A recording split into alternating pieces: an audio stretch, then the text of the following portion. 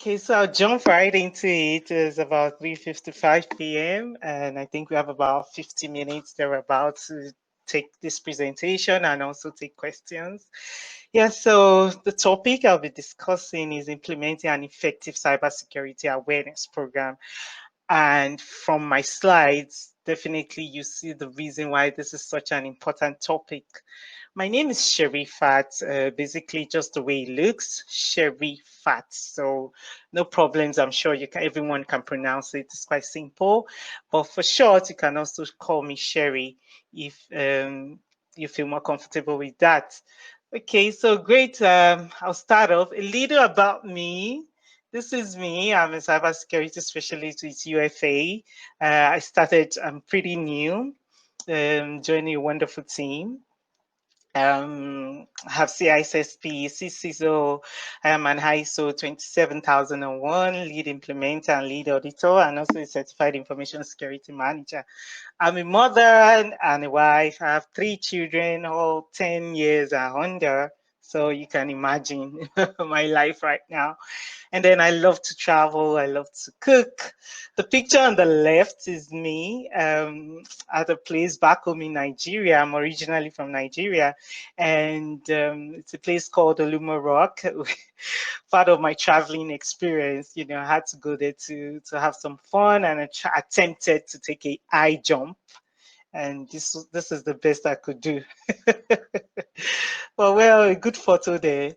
So I just thought I'll give a brief introduction about me so you get to know me better. So what's the agenda? Really, this is a reminder. So I'm sure we are all security peeps here. There's nothing I'm going to talk about that you haven't probably heard before, but it's just a reminder on why we need a good cybersecurity awareness program.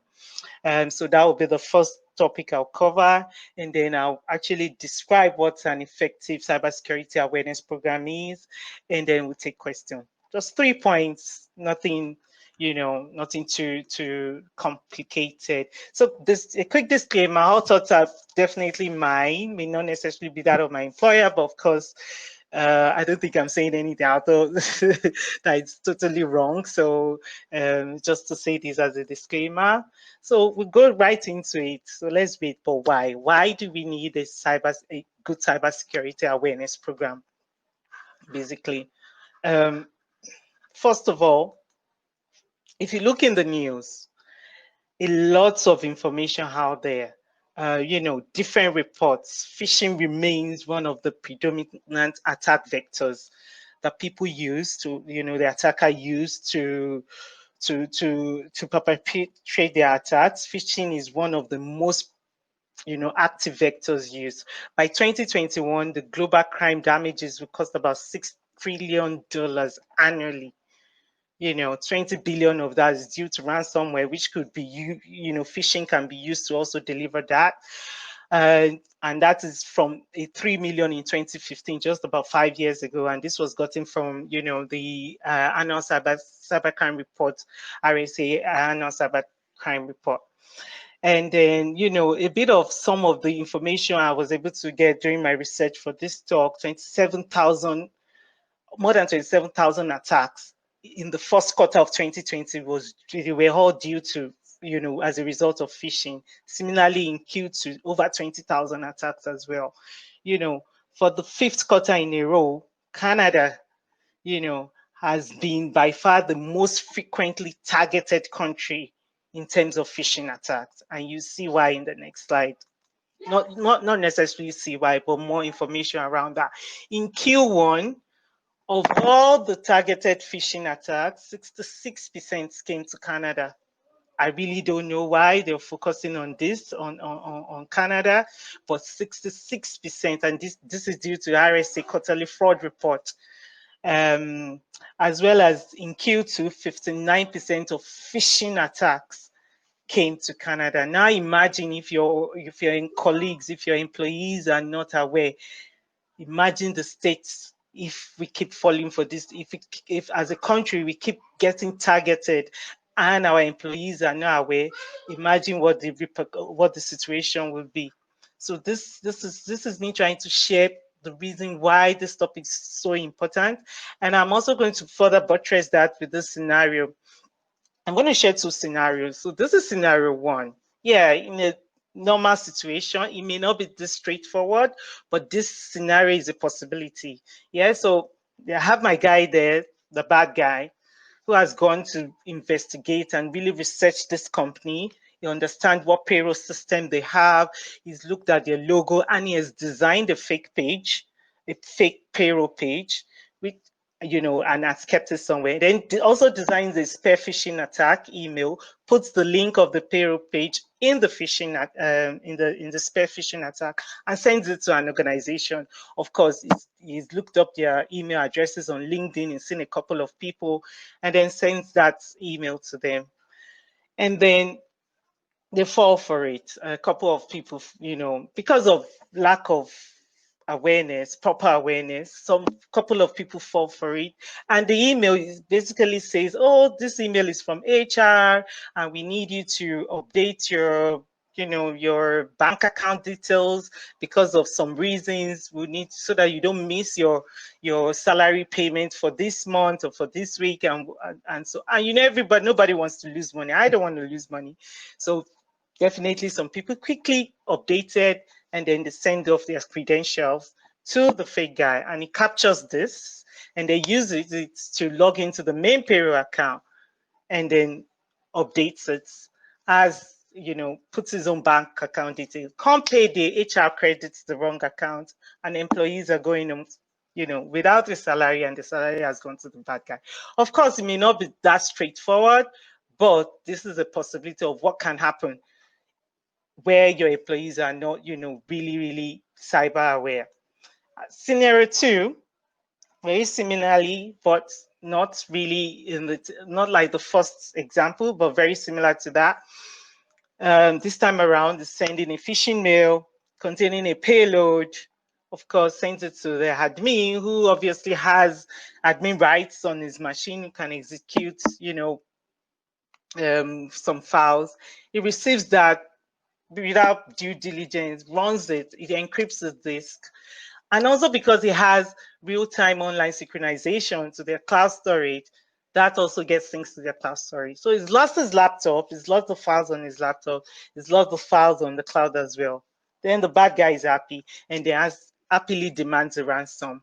Or worst case scenario, beyond the ransom, he could even blackmail to, publish the information on the internet, affecting their reputation and that. So all of these are really, really things that should give us concern as an organization.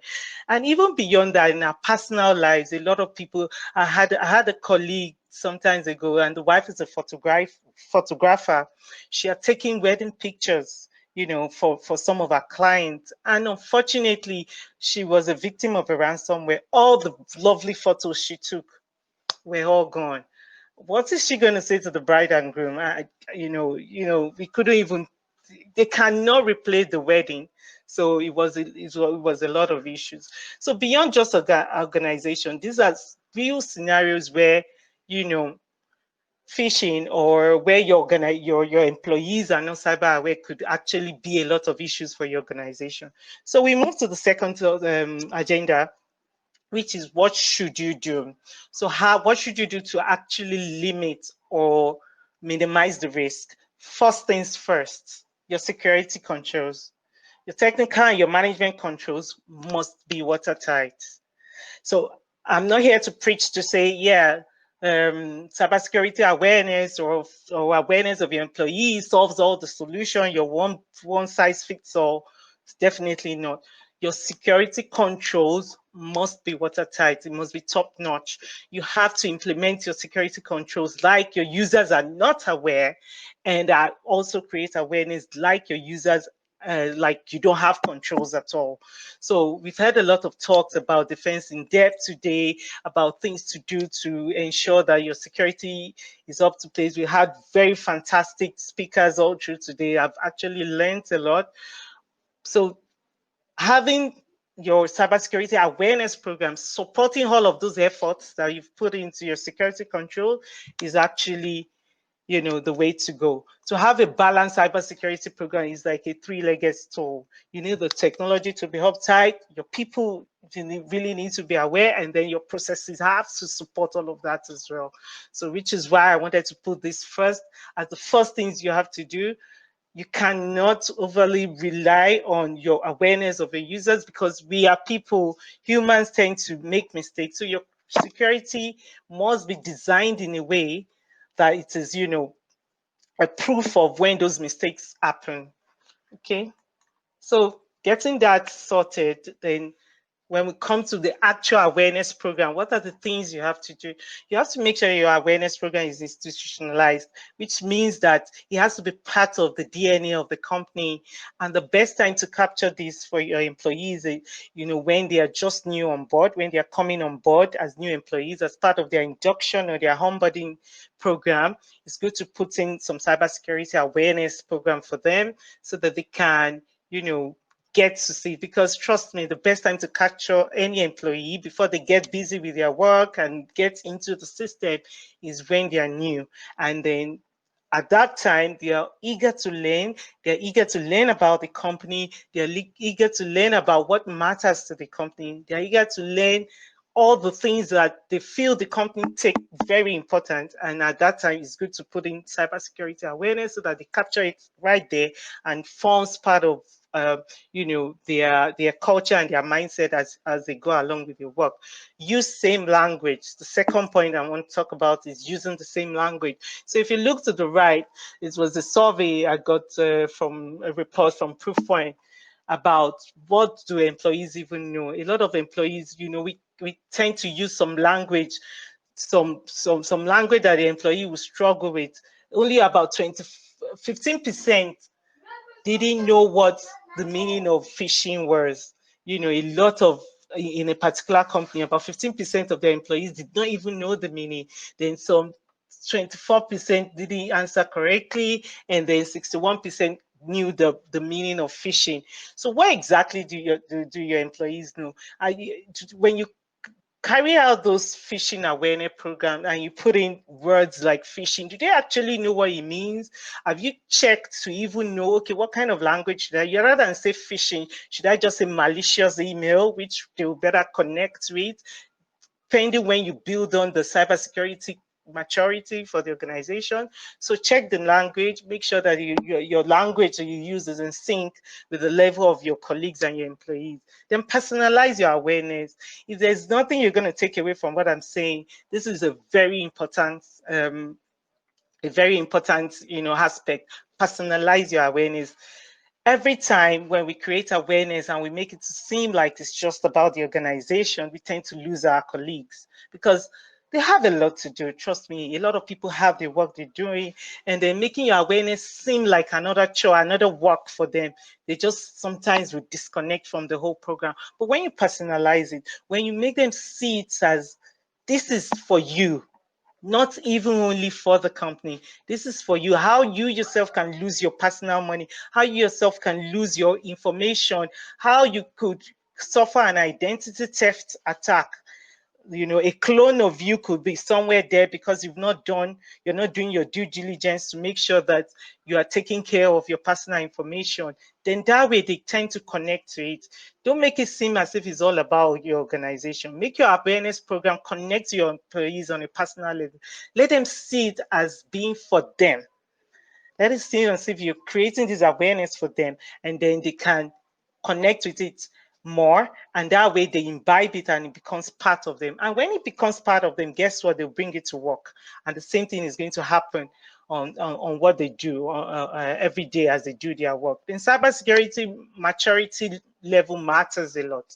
So when you're doing your awareness program, you cannot do one size fits all, which means that you cannot dish out the same program for everybody. If you've been doing your cybersecurity awareness every time and on a consistent basis, you would be able to have gauged your cybersecurity awareness level of your employees. You know, okay, maybe a particular department or particular unit tend to fall for this kind of phishing attack, simulated attack, or this is the level of this kind of, should we focus more on this department on this topic area. Should we do this? So you should be able to have that cyber security maturity level to have an idea where your organization is, and then be able to program your awareness accordingly to the level. In continuation, you need to, a continuous awareness. It shouldn't be an October thing, like, cybersecurity awareness month is October, and every year that is the only time to get to talk about cybersecurity awareness in your company. You need to have a plan for your cybersecurity awareness program. You need to know, okay, what are we going to do this month or this week? What do we do to make sure that it's continuous? Because of employee turnover, employees come and leave. You have new employees joining and you have some leaving. It's important that your awareness is continuous. It's not just once a year and then till the following year. And also sharing similar story from within the organization. Yeah, some people may not agree, maybe like, oh, maybe for the fear of being stigmatized or fear of being appearing like a failure, they don't want to talk about it. But part of what I encourage is that if someone has fallen a victim of, you actually even failed the phishing test, it's good to talk about it so that people know that yes, anybody can feel this, and then sharing that experience actually shows that yes, if this person has learned from this experience, I can also do that. So sharing your personal experience, from similar stories actually helps and helps other people to connect with it. Or from the industry, if you know from, similar organization and it's been in the news that this happened, they suffered a breach because of a phishing attack or something similar, it's good to share such information with your colleagues so they actually know that these things are happening, and it's not just, the security team just saying that this happens. Then test, simulated phishing attack. There are a lot of tools, automated solutions that can help, that you can use to test your employees. Because if you don't test, you are unable to determine the level of awareness that the your colleagues where they are on, and you'll be able to plan for your security awareness program appropriately. So I recommend you to test and use the results of the test accordingly. Then consequence management. I know this is a big control, there's a bit of controversy around this. A lot of people may say, oh, should I get punished for a mistake? But it really depends on what you call punishment. So I know a lot of organizations try to also give, the monitor and a colleague or an employee over time. So if you fail a phishing simulated test the first time, your consequence may be to go take a training. It could be an online training that you take for an hour or a few minutes just to help you do better next time. By the second time, if you're failing, they take it a bit step further. So it could be a one-on-one, a discussion with the manager or with the departmental head or with the CISO or someone, just to get to know you. And a lot of people don't want to be in that category, having to sit down, to talk about, okay, why are you failing phishing tests? What's the problem and things like that. And then in some other organizations, after the third attempt, I've seen some organization even taking it as far back as termination, where they ask the employee to leave because such organizations believe that they're only as strong as their weakest link. And in some cases, in a practical case we have seen, is that they've actually put it as a missed performance for such a colleague. So even if the person had met all the performance objectives for the year, but the fact that you consistently failed phishing tests for the third time in a row could actually be considered a missed performance. So if employees see that, yes, this thing, there's a consequence management to what this thing, they tend to, sit up. But like I said, it's very controversial. It depends on your company's policies and, and what governs the operations of the company. And of course, phishing awareness solution, like I mentioned before, there are a lot of phishing awareness solutions in the market. I'm not going to market for any company, but I know there are many phishing awareness solutions that you can use to automate your testing, to automate your training, to automate your reporting, and to help you make, insightful decisions from it. So you can make that, and that makes your life easier. You don't need to develop awareness materials from scratch or to do your reports manually and things like that.